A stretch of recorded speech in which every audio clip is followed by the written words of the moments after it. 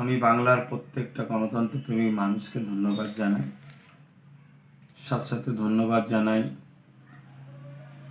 রাজ্যের তৃতীয়বার যিনি মুখ্যমন্ত্রী হয়েছেন মমতা ব্যানার্জিকে। মানুষের রায়কে ধন্যবাদ জানিয়ে মানুষ তেনাকে পছন্দ করেছেন।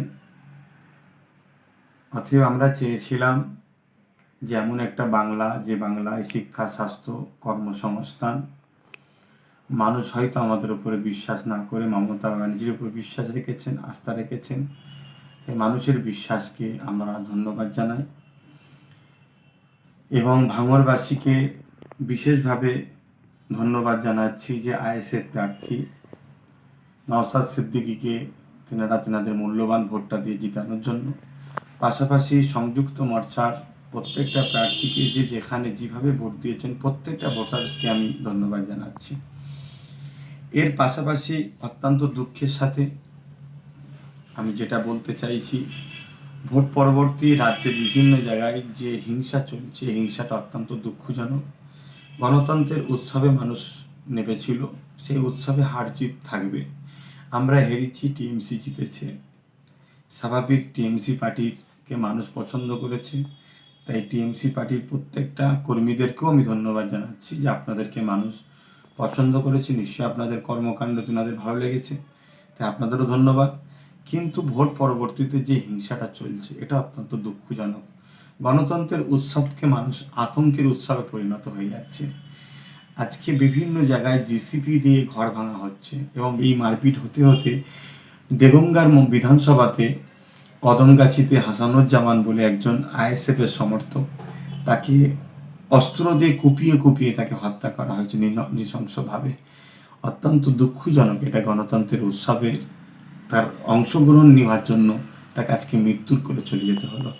পাশাপাশি ভাঙড়ে নারায়ণপুর অঞ্চলে গাজী হাকিবুল মৃত্যুর সঙ্গে লড়ছে এই গণতন্ত্রের উৎসবে সে অংশগ্রহণ করেছিল বলে। এটা দুঃখজনক। তাই আমি প্রশাসনের দৃষ্টি আকর্ষণ করছি এবং তৃতীয়বারের মধ্যে আমার বাংলার যিনি নেত্রী হয়েছেন মমতা ব্যানার্জি, তেনার কাছেও আমি দৃষ্টি আকর্ষণ করছি যে যাতে বাংলা শান্তিভাবে থাকে এর সুব্যবস্থা করুন এবং প্রশাসন বন্ধুদেরকে বলবো রাজধর্ম পালন করুন। পাশাপাশি এই দুঃখ সময়, যে সময়তে একদিকে যেমন টিএমসি বন্ধুরা তেনারা আজকে জিতেছেন, আনন্দের বিষয়, অবশ্যই তেনাদের আনন্দকে আমি সাধুবাদ জানাচ্ছি। পাশাপাশি স্মরণ করে দিতে চাইছি যে এই করোনা মহামারী চলছে, যে মহামারীতে আজকে হসপিটালতে দাওয়াই থেকে শুরু করে, বেড থেকে শুরু করে, অক্সিজেন থেকে শুরু করে নানান সমস্যার সম্মুখীন হতে হচ্ছে মানুষ। অর্থাৎ এত মানুষের করোনা হচ্ছে যেখানে ঠিকভাবে সমস্ত সুযোগ সুবিধা মানুষ দিয়ে উঠতে পারছে না, মেডিকেল ঠিকভাবে সেগুলো সাপ্লাই দিতে পারছে না, স্বাস্থ্য সেভাবে পরিচালনা ঠিকভাবে করতে পারছে না, রাস্তাতে মৃত্যুর মিছিল চলছে। এরকম একটা সময়ে যেভাবে আজকে বাংলা জুড়ে গণতন্ত্র উৎসবের রেজাল্টের বাইর হওয়ার পরে যে প্রতিহিংসা চলছে, আমার বড় ভয় হচ্ছে মানুষ যদি এই প্রতিহিংসা অব্যাহত থাকেন, মানুষ নিজের যান বাঁচাবার জন্যে, তাহলে হয়তো সেই আন্দোলনের রাস্তা যদি বেছে নেয়, তারা যদি রোডে নেমে পড়ে, গণমিছিলে নেমে পড়ে, প্রতিরোধের গণতান্ত্রিক প্রক্রিয়া আন্দোলনে নেমে পড়ে, আমি আশঙ্কা বোধ করছি, ভয় হচ্ছে, তাহলে এই করোনা মহামারী আরও ভয়ানক রূপ ধারণ করবে, যেটা আমার বাংলার জন্য, আমার দেশের জন্য বড় ক্ষতি হবে। তাই সব দলের মানুষকে বলবো ধৈর্যের সাথে শান্তি বজায় রাখুন। হার জিত হতেই পারে। আপনারা জিতেছেন, আপনাদেরকে ধন্যবাদ জানাই। যারা হেরেছেন, গণতন্ত্রের মানুষের যে রায়, সেই রায়টাকে মাথা পেতে আপনাদেরও মেনে নেওয়া দরকার। তাই আপনারা উভয় শান্তিতে বসবাস করুন। সবাই তো আমরা দেশবাসী, সবাই তো আমরা পশ্চিমবাংলার নাগরিক, ভাই ভাই।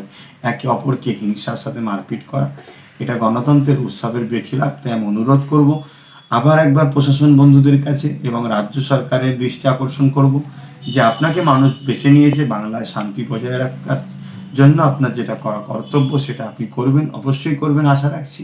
এবং প্রশাসন বন্ধুদের বলবো রাজধর্ম পালন করুন। সবাইকে আবার বলি শান্তি বজায় রাখুন, সবাই মিলেমিশে থাকুন।